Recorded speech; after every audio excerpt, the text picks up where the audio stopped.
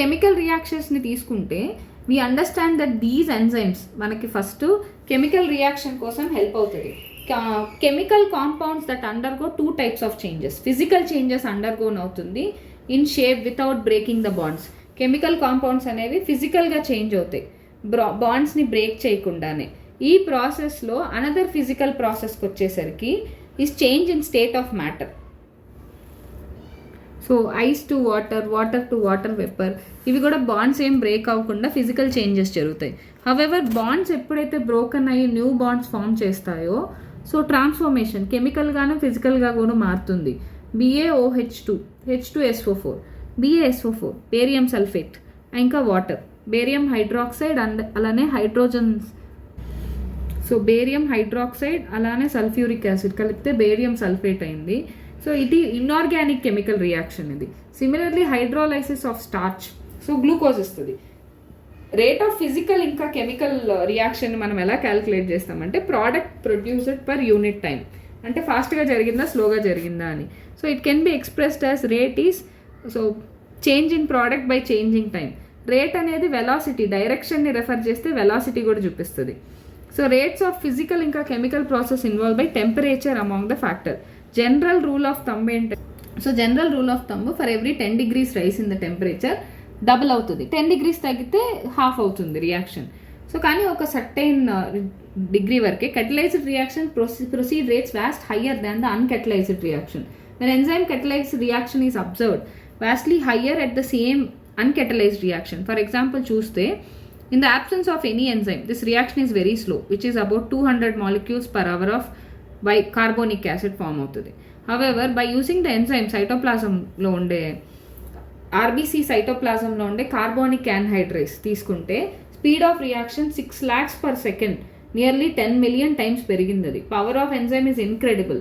So these small thousands of enzymes are each catalyzing a unique catalytic metabolic reactions. Multiple step chemical reactions కూడా ఉంటాయి, చాలా enzymes involve అవుతాయి. By the same enzyme complex or different enzymes metabolic pathway అంటాం. So రెస్పిరేషన్లో చూస్తాం మనం ఇది. Glucose is converted to 2-pyruvic acid C6H12O6 plus O2 gives rise to 2C3H4O3 plus 2H2O. So ఇది మెటబాలిక్ పాత్వే. గ్లూకోజ్ 2-pyruvic acidని ఇస్తుంది. ఇది anaerobic respiration. So మనం రెస్పిరేషన్ చదివేటప్పుడు ఈ మెటబాలిక్ పాత్వేలో మనం డీటెయిల్డ్గా చూడబోతాం. At this stage you should know that this very metabolic pathway with 2 or more additional reactions gives rise to variety of metabolic end products. Metabolic పాత్వేలో చాలా డిఫరెంట్ ప్రోడక్ట్స్ ఇస్తుంది. మన స్కెలిటల్ మజిల్లో అండర్ ఎనరోబిక్ కండిషన్స్ అంటే so వాటి యొక్క సిచ్యువేషన్ని బట్టి కూడా లాక్టిక్ యాసిడ్ వస్తుంది. ఏరోబిక్ కండిషన్స్లో పైరువిక్ యాసిడ్ వస్తుంది. ఈస్ట్లో అయితే ఇథనాల్ వస్తుంది. ఇలా డిఫరెంట్ కండిషన్స్లో డిఫరెంట్ ప్రోడక్ట్స్ అనేవి పాసిబుల్లోకి వస్తాయి.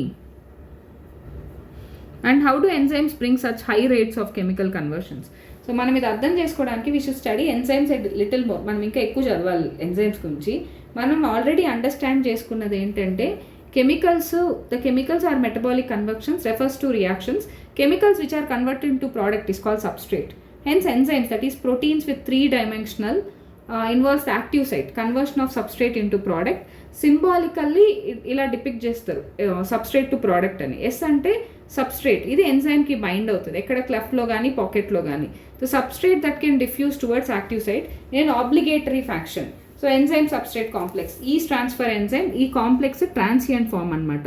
సో మారుతూ ఉంటుంది. ఈ స్టేజ్లో where substrate is bounded to enzyme to active site and new structure of substrate called transition state structure is formed. Very soon after expected bond breaking or making completed, so product is released from active site. In other words lo chuste the structure of substrate get transformed into structure of product. So this transformation must go through is called transition state. So there could be many more alternative structural state between stable substrate and product. So implicit on this statement is the fact that all other intermediate structural states are unstable. Stability is something related to energy status of molecule. Hence we look in this pictorial graph. ఇది కింద ఉంటే exothermic అని, ఇది పైన ఉంటే endothermic అని చెప్పి. With enzyme activation energy ఎక్కువ ఉంటుంది, వితౌట్ ఎంజైమ్ యాక్టివేషన్ ఎనర్జీ తక్కువ ఉంటుంది. సో వై యాక్సిస్లో మనకి ప్రోగ్రెస్ ఆఫ్ రియాక్షన్, ఎక్స్ యాక్సిస్లో వై యాక్సిస్లో పొటెన్షియల్ ఎనర్జీ, ఎక్స్ యాక్సిస్లో ప్రోగ్రెషన్ ఆఫ్ రియాక్షన్. మనం నోటీస్ చేసినట్టే ఎనర్జీ లెవెల్స్ డిఫరెన్స్ వస్తుంది. ఎంజైమ్ ఉంటే ఎనర్జీ లెవెల్స్ పెరుగుతుంది, సో యాక్టివేషన్ ఎనర్జీ ఎక్కువ అవుతుంది. The reaction is exothermic. ఇలా ఎంజైమ్ కంటే ప్రోడక్ట్ కింద ఉంటే ఎక్సోథర్మిక్, అదే ప్రోడక్ట్ పైన ఉంటే endothermic. So exothermic spontaneous reaction ఇది. S has go through much higher energy state. The difference average energy content yes is from transition state is called activation energy.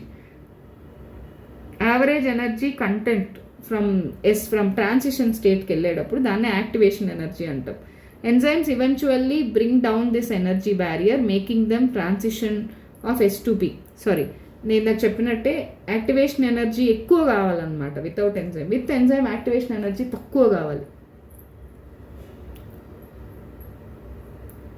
With enzyme activation energy తక్కువ కావాలి, without enzyme activation energy ఎక్కువ కావాలి.